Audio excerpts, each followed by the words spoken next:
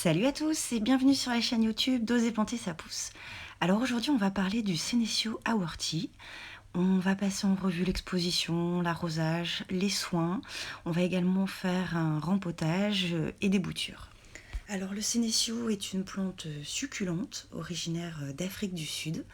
Et moi c'est une plante que j'aime beaucoup parce que je la trouve très intéressante du fait de son duvet tout doux, tout blanc, on dirait un peu du coton, et dans un intérieur ça fait très cocooning je trouve. Et puis sa couleur blanche aussi est très intéressante, ça permet de travailler sur des contrastes de couleurs avec le blanc et le noir par exemple. Et je trouve que c'est vraiment une plante qui est vraiment pas commune et qu'on voit pas de partout. Alors aujourd'hui, elle est vraiment à l'étroit dans son pot, hein. Elle a fait beaucoup de rejets qu'on voit à la base. Et puis elle a ses tiges voilà, qui sont dégarnies. Donc on va tailler tout ça. Alors je vais vous faire aussi un petit zoom sur ces jeunes pousses qui se développent au cœur, à l'extrémité en fait de chaque tige. Alors je vous montre le plan d'un peu plus près, voir à quoi il ressemble. Donc là on voit qu'il y a une feuille qui a été coudée en fait, et du coup il n'y a plus d'irrigation qui se passe et elle va mourir, donc je la retire. Là, ce sont des feuilles qui ont cassé. Les succulentes sont très fragiles, hein. Elles ont des feuilles gorgées d'eau, donc elles se cassent assez facilement. C'est un petit peu l'inconvénient de la succulente. Je vous montre ici quelques traces de feuilles abîmées, par frottement probablement. Et en fait, la feuille a perdu le duvet blanc, qui ne revient pas, malheureusement. Ensuite, j'ai remarqué que cette succulente, elle ne prenait pas de coups de soleil. Il n'y a pas besoin de l'acclimater du tout aux rayons du soleil au printemps. Et c'est dû à son duvet, justement. Alors pour empoter, j'utilise une poterie terre cuite avec un trou de drainage, évidemment. Les poteries terre cuite sont meilleures pour l'échange thermique, hein. Ça permet vraiment à la motte de rester au frais pendant l'été et au chaud pendant l'hiver. Surtout que moi, je l'expose en extérieur toute l'année. Et là, cette année, elle a fait à peu près une croissance, je vais vous montrer, d'environ 5 à 10 cm sur chaque tige, sur chaque extrémité. Alors c'est justement les jeunes pousses de cette année, c'est ce que je vais tailler pour bouturer. Au niveau de l'arrosage, je l'arrose tous les 15 jours ou toutes les semaines, ça dépend des chaleurs et des températures extérieures. Alors soit je fais un bassinage, c'est-à-dire que je plonge le pot dans une bassine avec de l'eau à température ambiante, soit je fais un arrosage traditionnel par le dessus et je laisse bien l'eau s'évacuer par le trou de drainage. En fait, le principe pour une succulente, c'est que sa motte sèche très rapidement. Il ne faut pas qu'elle reste humide trop longtemps, c'est comme ça qu'elle attrape des maladies ou sinon qu'elle pourrit et après le plant meurt. Du coup, elle a besoin d'un terreau extrêmement drainant. Donc là, c'est un mélange que j'ai fait à partir de sable de rivière et de terreau traditionnel. Donc on voit bien les particules de sable, hein, ce sont les particules blanches dans la terre, qui vont permettre voilà, de maintenir un très très bon drainage et qui vont permettre à l'eau de s'évacuer rapidement pour pas que la motte reste humide trop longtemps. Donc ensuite, j'utilise aussi un petit feutre de plantation que je mets au fond du pot. Alors voilà, encore une fois, ça permet à la terre de ne pas filer par le trou de drainage. Surtout avec une terre très légère comme ça, le sable pourrait filer. Je rajoute également une petite couche de billes d'argile, alors pas trop épaisse, hein, un petit centimètre suffit amplement. Voilà, le pot n'est pas très grand, donc je veux favoriser de la place aussi pour le terreau. Alors je remplis le nouveau pot jusqu'en haut, hein, à ras-bord. Vu qu'on n'a pas de motte à enterrer, on va juste venir planter, piquer les tiges, les boutures qu'on va couper juste après. Ensuite, je tasse un peu en tapotant, en secouant.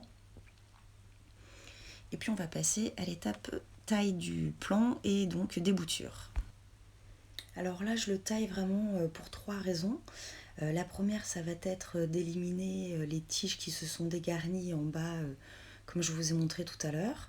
Et puis aussi pour favoriser les jeunes pousses, parce qu'elles sont d'un joli blanc plus immaculé que les vieilles feuilles qui, elles, ont un blanc qui tire un peu plus vers le gris.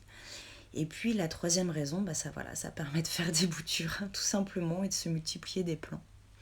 Donc là, je me débarrasse des feuilles qui sont fanées ou cassées pour, je dirais, voir un petit peu plus clair le plan et voir où je vais pouvoir tailler les boutures.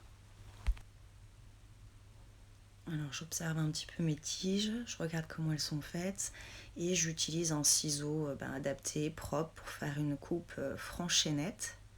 Alors je vous montre un petit peu plus près la coupe au niveau de la tige. Voilà, donc il faut faire attention de ne pas abîmer des feuilles évidemment. Voilà, donc ça c'est le premier rameau, c'est déjà un beau petit rameau quand même. Ça va faire des boutures bien sympas.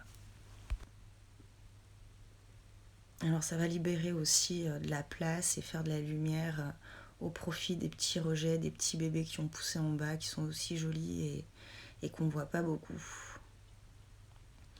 Donc là ça va être finalement une taille assez sévère. Mais voilà, ça fait 2 ans que je l'ai encore jamais taillé. Donc bon, voilà, il était temps, là il est vraiment à l'étroit dans son pot. J'aurais bien aimé idéalement faire une seule poterie, c'est-à-dire le rempoter dans un pot plus grand et mettre les boutures au pied. Mais bon, j'étais à court de poterie terre cuite, donc j'ai préféré les mettre dans des pots individuels.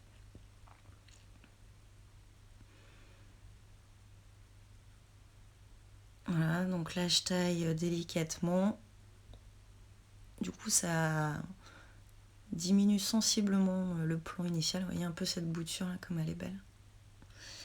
Mais bon, voilà, ça lui fera pas de mal. Au contraire, ça lui fera que du bien, j'en suis persuadée.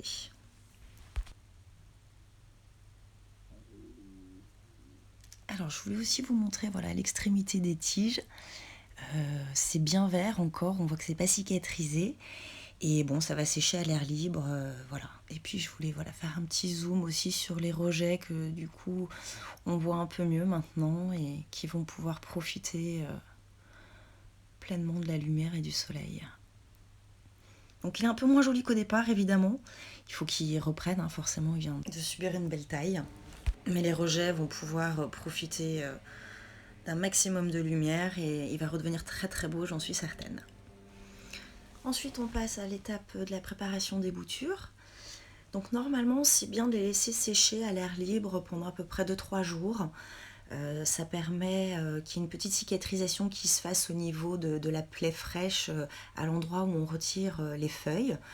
Et puis voilà, ça favorise aussi l'apparition des racines au moment de la bouture. Alors vous faites pivoter les feuilles et elles cèdent très facilement, comme je vous ai dit, ça casse très facilement les succulentes. Et l'idée en fait c'est de libérer 2 à 3 cm sur chaque tige de chaque bouture. Alors personnellement je ne vais pas prendre le temps de faire sécher mes boutures à l'air libre. Voilà, là je suis en extérieur, il fait vraiment très très chaud, il y a du vent. Donc elles vont sécher un petit peu là, quelques minutes avant que je les rempote. Et je vous conseille vivement de le faire. Vraiment, vous mettez toutes les chances de votre côté pour réussir votre bouture. Parce qu'après, sinon, il faut vraiment maîtriser l'arrosage derrière. Donc moi, je vous conseille de les laisser sécher à l'air libre plusieurs jours jusqu'à ce qu'il y ait un vrai cal de cicatrisation et qu'on ne voit plus justement cette couleur vert tendre sur la tige. Alors ça peut vous paraître complètement inutile, mais ça ne l'est vraiment pas, c'est pas anodin du tout et c'est très très important. Donc je vous invite vraiment à le faire. Alors ça fait un peu mal au cœur de se débarrasser de toutes ces feuilles, mais j'ai déjà tenté les boutures de feuilles de sénécio et ça fonctionne pas du tout. J'ai eu 100% d'échecs. Donc voilà, j'ai essayé à 2 reprises, de 2 manières différentes et ça n'a jamais marché. Alors que les boutures de rameaux, je sais qu'elles fonctionnent très bien parce que j'en ai déjà fait sur des sénéciaux traditionnels. Donc là, je vais me retrouver avec 6 boutures. Ouais, donc, je pensais pas en faire autant. Bah, c'est plutôt une bonne nouvelle. Voilà, par contre, je pense qu'il va falloir que je prenne deux pots, enfin voilà, mettre les boutures dans 2 pots différents et pas un seul. Je pense que les 6 jeunes pousses là ne tiendront pas dans celui-là.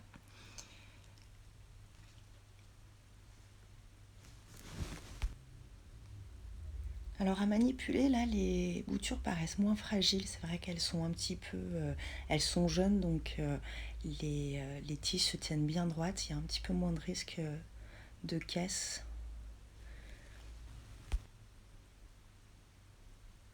Allez, c'est fini maintenant, donc on va passer à l'étape de plantation des boutures. Donc je récupère le pot que j'avais préparé et je prends tout simplement l'envers de ma petite pelle. Alors vous pouvez prendre un crayon, quelque chose comme ceci, et vous l'enfoncez de la longueur en fait de votre bouture. Donc vous faites à peu près un trou de 2-3 cm, puisque c'est à peu près ce qu'on a libéré sur chaque tige. Et vous renouvelez l'opération ensuite pour les autres boutures. C'est pas mal aussi, là vous voyez j'avais fait un trou un petit peu trop profond, donc j'ai préféré prendre une autre bouture. C'est pas mal aussi, voilà, après un petit peu d'appuyer sur la bouture pour la stabiliser, qu'elle soit bien ancrée en fait dans la terre. Et puis avec le terreau utilisé, ça va s'affaisser en fait au fur et à mesure avant le premier arrosage même. Donc c'est important de bien tasser la bouture dans la terre. Vous voyez comme ceci, en appuyant un petit peu, c'est pas fragile, vous pouvez y aller quand même. Donc vous n'incurvez pas la feuille dans le sens opposé qui ferait que là, elle pourrait casser. Donc c'est bien ça, je prends un autre pot, donc pareil, poterie terre cuite, petite couche de billes d'argile, le terreau à ras-bord, puis après la même technique de plantation des boutures. Au niveau de l'exposition, je vais mettre les boutures à la mi-ombre pendant 2 jours, après plein soleil pendant encore au moins 2 jours, et au bout de 5 à 6 jours, je leur apporterai un arrosage copieux, abondant, à température ambiante. Et voilà, alors la bouture va prendre très rapidement, parce qu'on est en pleine saison. Je sais qu'il va faire chaud dans les jours à venir, donc ça c'est bon pour la prise de la bouture. Et puis je me mettrai des fertilisants d'ici à peu près 1 ou 2 mois, le temps que son système racinaire se soit bien développé. Un engrais liquide pour succulentes à renouveler jusqu'à fin septembre. Et puis pour la période d'hiver, je vais le protéger des intempéries et puis je vais le laisser passer l'hiver en extérieur. Au sec, sans arrosage, ou alors une fois par mois et très très peu, et tout dépendra si l'hiver est rigoureux ou pas. Alors n'hésitez pas à bien tasser, bien appuyer comme ceci pour que la bouture adhère bien à la terre. Voilà, alors si vous avez des questions, n'hésitez pas à les poster en commentaire, je me ferai un plaisir de vous répondre. Et puis si cette vidéo vous a plu, vous était utile, n'oubliez pas de mettre un petit like et de vous abonner à la chaîne YouTube. Merci et à très bientôt.